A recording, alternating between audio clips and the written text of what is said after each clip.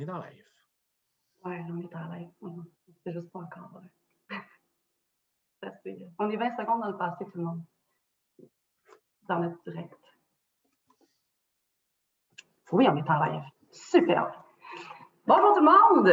Bienvenue à cette deuxième semaine de la première édition de l'Anti-Entrevue. Cet après-midi, mon invité, Zazou, Guillaume Roberge, directeur des programmes. Oui,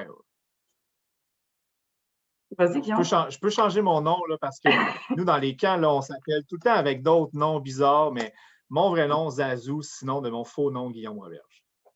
Et donc, Zazou est directeur de la programmation au Centre Notre-Dame de Fatima et a plusieurs postes à pourvoir.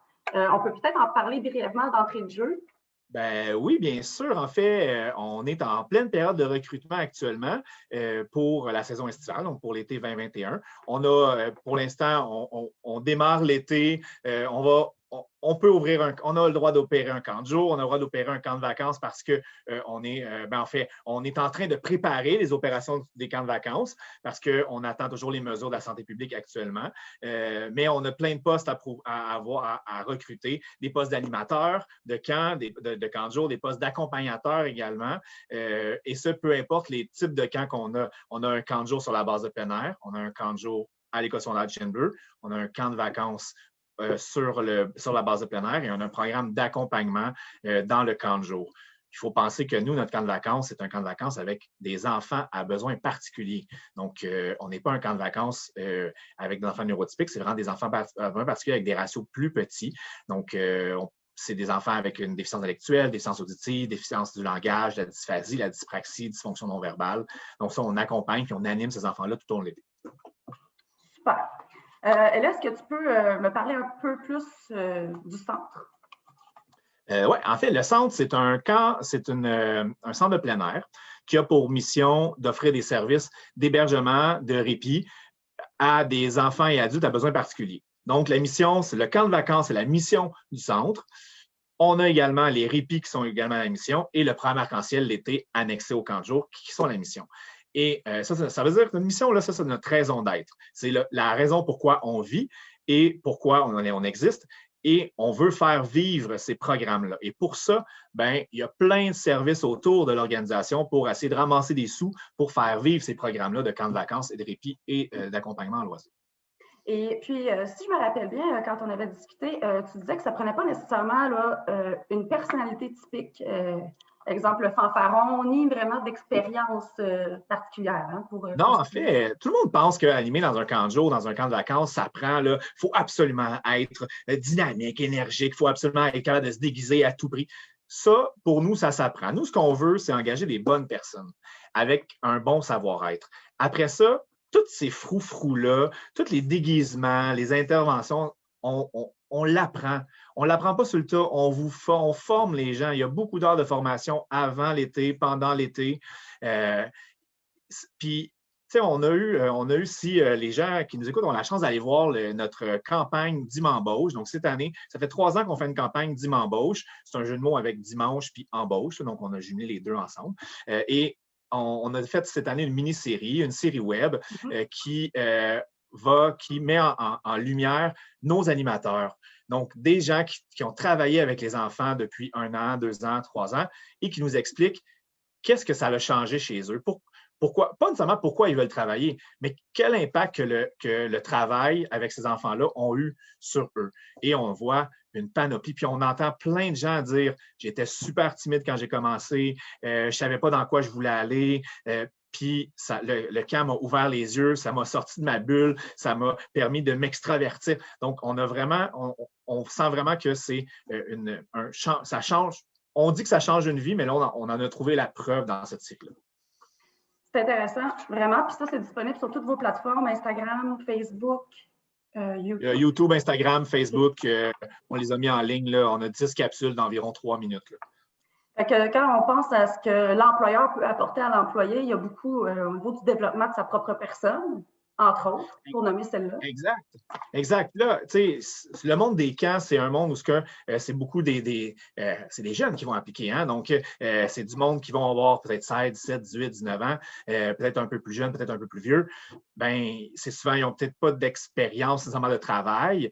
Donc, toutes les valeurs de travail, l'éthique de travail, la manière de travailler, comment rentrer le matin au travail, je pourrais dire. Ces petites choses-là, ben, c'est normal de ne pas les savoir nécessairement, mais on les acquiert au fil du temps. Puis, ben, moi, je pense que ça fait partie un peu de ce qu'on est capable de transmettre justement à l'employé. Donc, tu sais, il y avait le traditionnel, là, je pense, Alexandra, dans ton temps, dans mon temps, quand on était jeune, là, il y avait comme une espèce de travail chez McDo, puis tu vas savoir comment. Puis c'est un super bon employeur, McDo. Je pense que moi, les camps aussi sont des super bons employeurs. Fait que quand tu travailles dans un camp, ben, tu peux dire que tu as acquis certaines valeurs. Puis on a des valeurs humaines, des valeurs de partage, des valeurs axées vraiment sur les enfants et sur la personne.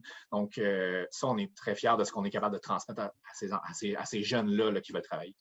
Est-ce que tu peux rajouter un petit peu plus sur quel genre de clientèle? Tu en as parlé un petit peu, c'est des clientèles un peu plus particulières. Là. Y a-t-il des défis qui viennent avec ça? Bien, c'est sûr, en fait, ça peut être intimidant après ma barre de travailler, de collaborer ou d'animer, d'accompagner ces jeunes-là, mais on se rend vite compte que c'est des jeunes comme n'importe qui. Oui, ont peut-être besoin d'une personne un peu plus présente à tous les jours, mais ils sont tellement ouverts, comme je pourrais dire, c'est vraiment c'est des enfants on s'attache énormément, peu importe. Donc, on travaille beaucoup avec les enfants en déficience intellectuelle, en déficience auditive, la dysphasie, la dyspraxie, les enfants TSA. Il peut y avoir tout ça ensemble. Ça peut être juste une situation, mais rapidement, on les aime, on les apprécie. On a des valeurs d'ouverture, d'inclusion, d'intégration. C'est intrinsèque en nous. Ça s'apprend évidemment quand on n'est pas habitué, mais rapidement, on s'habitue puis on les apprécie, ces jeunes-là, parce qu'eux, ils nous apprécient aussi. Ils sont là. Il faut penser que nous autres, notre job, là, c'est des vacances. Les jeunes, là, sont en vacances de l'été, sont en vacances de l'école scolaire, sont en vacances. Ils viennent chez nous pour avoir du fun puis passer des vacances. Qu'est-ce qu'on fait, nous autres? Que les enfants ont besoin particuliers, autant que nos enfants neurotypiques, tout ce qu'ils veulent, c'est jouer. Oui, un animateur, grosso modo, ça joue tout l'été. Ça ne fait pas juste ça. Il y a d'autres tâches, une responsabilité, une grande responsabilité envers, mais ça joue. Donc, rapidement, on crée des liens avec les enfants. On s'intéresse à eux, ils s'intéressent à nous. Puis, c'est comme ça, en fait, qu'on travaille avec eux. Quel genre d'ambiance est-ce que ça donne tout ça là, au travail? Ben, tu sais, on est un camp. Donc là, c'est beaucoup de déguisements, de chansons. Oui, il y a des animateurs qui sont plus wow!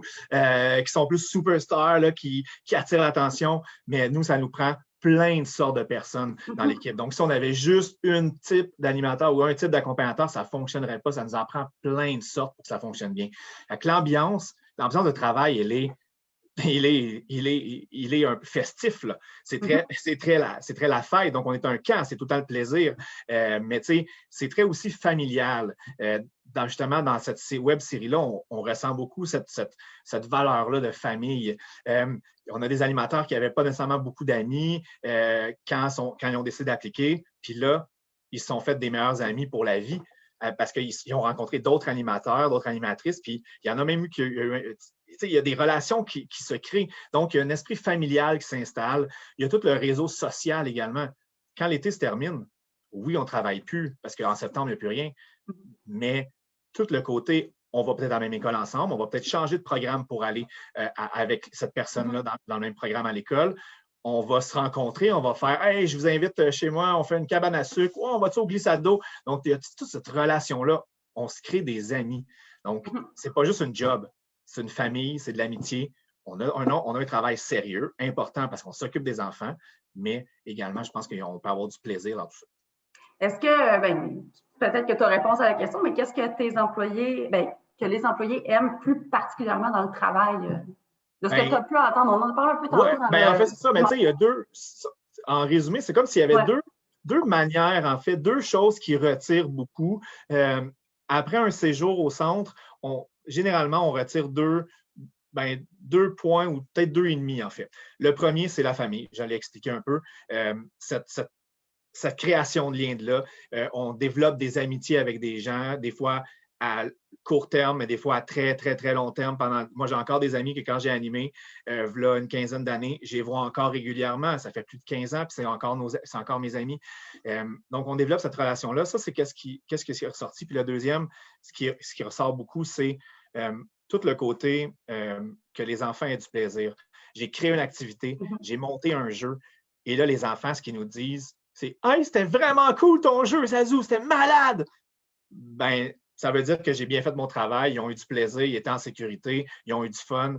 Ben, le sourire, puis le « Wow, c'était fou ça! » Ça, c'est ce qu'en fait, c'est comme notre paye, en fait. Là. Puis je pense qu'on en ressort grandi de ça parce que c'est extrêmement valorisant aussi pour nous de se faire dire que le jeu était cool.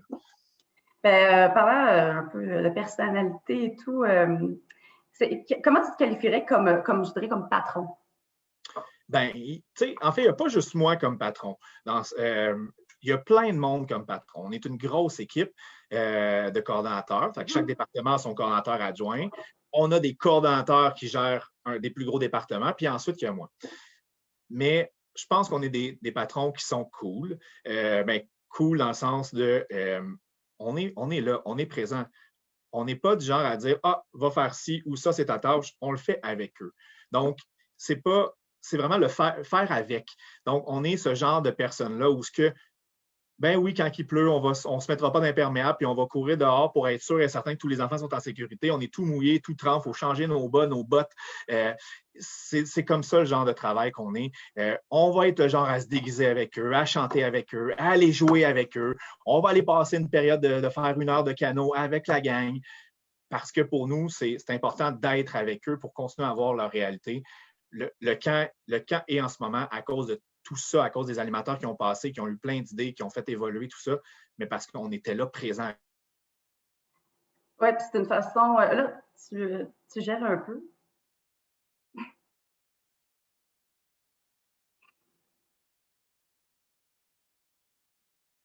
Je pense que. Oh, OK. C'est parti pendant 5-7 secondes, je te dirais. Peut-être. Désolé.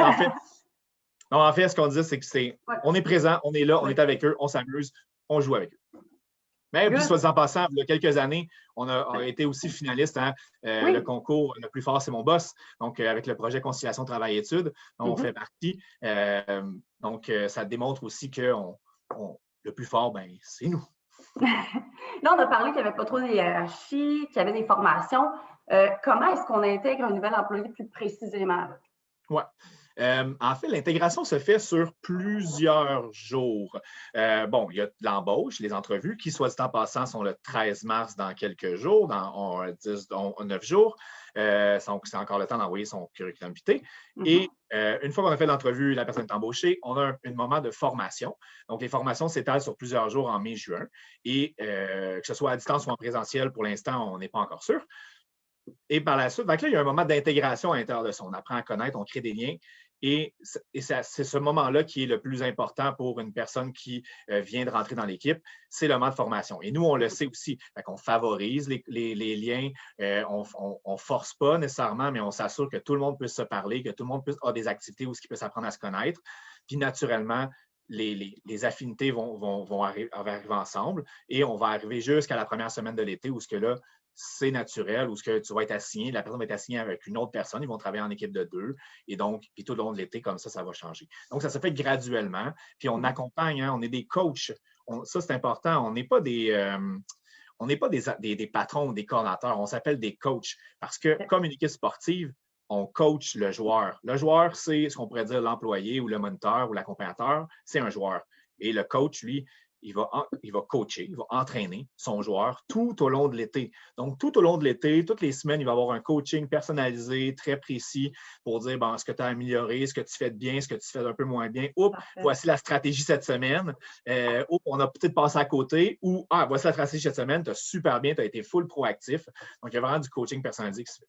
On dit proactif, moi, quand j'entends camp de vacances, quelque chose qui me stresserait, ce serait, je considère que je suis une personne plutôt créative, mais à quel point est-ce qu'on doit être créatif pour trouver des activités? Il pleut, oh mon Dieu, à part du bricolage, du dessin, il n'y a rien qui me vient, moi. Oui, bien, ça se travaille. Oui. Ça se travaille, puis ça se travaille, ça se peaufine, ça se conceptualise aussi, puis ça vient avec aussi l'expérience. Mais en formation, on apprend à être créatif. On donne une série de jeux, autant de grands jeux, de moyens jeux, de petits jeux, de jeux brise-glace. Il existe des applications maintenant. On donne plein de ressources à l'animateur. C'est pas, hop, bon, Alexandra, on te prend, voici, va animer un groupe de 12 enfants. Ça ne marche pas comme ça. Il y a vraiment un accompagnement qui est fait tout au long de la formation. Et l'animateur, quand il arrive à sa première journée, ben, il est prêt. Il est prêt. Il a sa banque de jeux, il a sa programmation de fête, il a son plan. Et let's go, on se lance, on y va. Donc, la créativité, oui, tout le monde est créatif. Les gens ne le savent peut-être pas, mais tout le monde l'est. Puis nous, on va essayer d'aller gratter cette créativité-là, puis de la faire ressortir. Mais il n'est pas seul. Cette personne-là n'est pas seule. Elle est entourée d'une équipe également. Ouais. Un joueur de hockey ne pourra pas être capable de marquer des buts s'il est tout seul. Il faut qu'il ait ses deux alliés et ses défenseurs pour avancer. La même chose dans notre équipe. Est-ce que c'est possible, là, malgré tous les imprévus qui doivent arriver, parce qu'on travaille avec plein de genres de personnes, avec plein de genres de températures, etc., de décrire une journée typique? Oui, en fait, il y a camp de jour et camp de vacances. Je vais commencer camp de jour parce qu'après ça, je vais vous donner une particularité. Le camp de jour, le matin, on commence à 8h30 environ. 8h45, c'est l'accueil du camp de jour, donc les enfants arrivent. Juste avant l'accueil, en fait, il y a le service de garde. Le service de garde le matin, l'accueil à 8h45. Tout le monde se réunit sous notre grand chapiteau pour faire le rassemblement. Donc, le rassemblement où on va faire une chanson, un spectacle que les amateurs ont préparé pour bien partir la journée. C'est un moment hyper important pour nous. Ça part une journée, tout le monde ensemble. Une fois que le rassemblement est terminé, on s'en va à nos plateaux d'activité et on fait deux périodes. Deux périodes de 50 minutes. Par la suite, on a le dîner qui va durer 1 heure.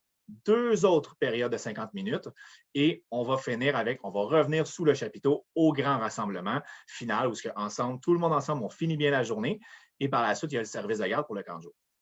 Le camp de vacances, c'est exactement la même chose que le camp de jour, mais on ajoute les petites routines du matin et du soir où le camp de vacances va devoir se lever, la routine du matin, s'habiller. Ensuite, on va déjeuner, brossage de dents. On va se diriger vers le rassemblement. On va faire le rassemblement avec le camp de jour. Le camp de vacances va partir de son côté faire les activités. Va dîner, activités. Et une fois que le rassemblement de l'après-midi est fait, ils ont d'autres activités et ils ont le souper. Puis par la suite, il y a une activité d'après-souper, de soirée, feu de camp ou autre. Et après ça, c'est la routine du dodo. Et on recommence. Donc, il y a vraiment une certaine routine qui s'installe là, partout ce qu'on a. Puis les deux camps vont se chevaucher. C'est vraiment une équipe qui s'entrecroise. Ouais, on se côtoie tous les jours, mais le camp de vacances a certaines activités avec le camp de jour, mais pas toujours. Donc, ils peuvent être des fois ensemble, des fois séparés, dépendamment des besoins de chacun. Je pose ça comme ça, mais est-ce qu'il y a des éléments, des caractéristiques, des anecdotes ou quoi que ce soit qui te rend fier de tes employés ou de ton équipe? Oui, c'est sûr. Toutes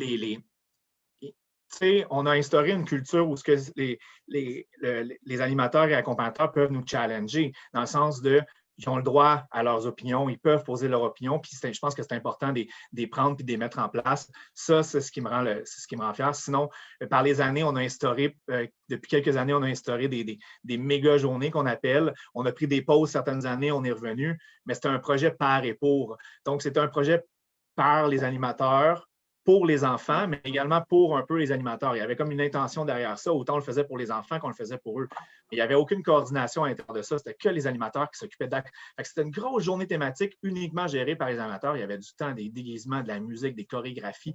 Puis à la fin, une fois que tout ça s'est réalisé, c'est sûr, ça me rend fier. C'est des jeunes qui donnent cœur et âme pour le bien des enfants. Puis je pense que même à la fin de l'été, c'est très difficile pour nous de quitter parce que tu réalises à quel point que ces jeunes-là, que j'appelle les jeunes, mais tous ces animateurs-là, accompagnateurs-là, ils travaillent fort. Ils travaillent fort toutes les à essayer de mettre un sourire aux enfants, à essayer de leur faire plaisir, de les amuser. Puis ça, c'est ce qui est le plus touchant pour nous. On en parle, puis j'ai des frissons. C'est très valorisant pour nous, mais ça me touche beaucoup quand je vois tous ces animateurs-là mettre cœur et âme pour ces enfants. Est-ce que c'est émotif, la dernière journée de camp? Oui, oui. c'est un gros marathon. L'été, on vit ensemble pendant 8 semaines. On se côtoie tous les jours. On a des hauts, des ups, des downs, donc des hauts et des bas en émotion. Puis là, du jour au lendemain, pouf, c'est terminé. On ne se voit plus. À l'intérieur, il y a des animateurs, il y en a qui vivent loin, il y en a qui vivent là, en camp de vacances. Ils peuvent partir de Rimouski et venir travailler jusque chez nous. Et donc là, tu vis 8 semaines avec une gang. Puis là, dernière journée, il faut que je retourne dans mon coin de pays, à Rimouski. Ça peut être très, très déchirant, effectivement. Moi, je terminerai avec ma préférée question. Pour quelle raison est-ce qu'on devrait vous choisir comme employeur? En fait, j'aurais le goût de dire, je pense que si la personne a écouté tout ça, je n'ai pas besoin de répéter, mais j'aurais le goût de dire, si tu veux travailler dans un camp, travaille dans un camp. Que ce soit chez nous ou ailleurs, je pense que l'important, c'est, si ça t'intéresse, applique dans un camp. Que ce soit dans un camp au BNL comme nous, que ce soit dans une municipalité ou dans un camp privé, je pense que l'important, c'est de valoriser le travail en camp. On en a la preuve que ça peut changer, ça fait évoluer. On a des vidéos qui en prouvent. Il y a plein de campagnes nationales qui en ont fait la preuve. Je pense que oui, si c'est chez nous, c'est un plus pour nous, puis je suis bien content. Mais si tu envoies ton CV ailleurs, je vais être tout aussi content parce que je pense que l'important, c'est de travailler dans des camps. C'est surtout ça que j'aimerais dire. Tu sais. C'est super beau. Très inspirant. En tout cas, si vous êtes autant enthousiaste que moi à travailler, bon, je ne changerai pas d'emploi. Je suis bien où je suis, mais quand même, c'est quand même j'aurais aimé ça, moi, personnellement, travailler dans un camp. Si jamais vous vous sentez interpellé, il y a plein de postes à pourvoir. Je pense que vous avez jusqu'au 10 mars pour postuler. Les entrevues commencent le 13 mars. Est-ce que c'est ça? Oui, exactement. On commence le 13 mars, puis on a environ jusqu'au 10, là, effectivement, pour postuler. Okay. Pour l'instant. Puis si on a des postes qui ne se comptent pas, à ce moment-là, on va les ouvrir plus tard aussi. OK, parfait. Donc, si jamais vous avez besoin d'aide pour faire un CV, je sais qu'il y en a certains d'entre vous qui n'ont peut-être pas d'expérience significative en emploi. Nous, au Carrefour Jeunesse Emploi à Vaudreuil-Soulanges, on a des conseillères. C'est un service qui est gratuit, offert à tous les résidents des 23 municipalités de Vaudreuil-Soulanges. Donc, si tu n'as pas de CV ou si ton CV est encore en noir et blanc, viens nous voir. On va t'aider à trouver de l'inspiration pour remplir ta page blanche. Donc, ça serait tout pour nous. Moi, je vous invite à aller voir la web-série aussi, le Dis m'embauche. S'il te plaît, oui. Ça reste dans la tête. Pour en savoir un peu plus sur l'employeur, c'est une super initiative là, pour avoir des témoignages de gens vraiment sur le terrain qui savent vraiment de quoi il est question. Donc, voilà. Je vous laisserai là-dessus. Bien sûr, je vais remercier mon Carrefour Jeunesse Emploi, qui est Vaudreuil-Soulanges, qui a comme mission que chaque jeune trouve sa place sur le marché du travail. C'est pour ça qu'on a pris l'initiative de l'anti-entrevue, pour inverser les rôles, puis d'inviter l'employeur se vendre, mais aussi se faire poser des questions des fois un peu surprenantes. C'est une entrevue.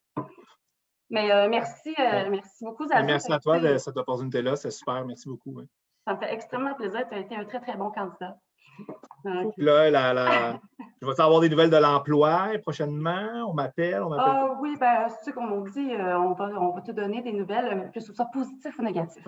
OK, merci. Merci, Guillaume. Je te souhaite une bonne fin d'après-midi. Tout le monde, je vous encourage à postuler vraiment. Donc, sur le site Centre Notre-Dame de Fatima, tous les postes sont là. Tous les liens sont là. Je vais juste vérifier avant qu'on se quitte, oui, si on avait des questions du public. Non. C'est beau. Mais n'hésitez pas. Si jamais, là, ça reste ici, puis bon, je vais pouvoir transférer les questions à Guillaume, poser tout simplement les questions à Guillaume. Toutes ces coordonnées sont sur le site de Notre-Dame de Fatima. Exactement. Super. Merci. Bonne fin de journée. Bye. Bye.